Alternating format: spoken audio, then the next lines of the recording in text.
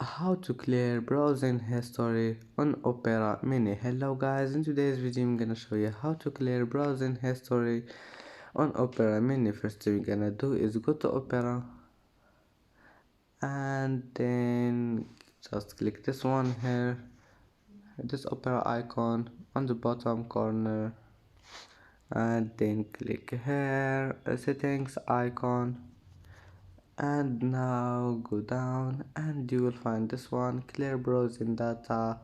Click on it and then click this one, clear browsing history.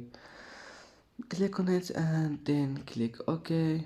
Click here and click OK, and as you see data cleared, that means browsing history has been cleared.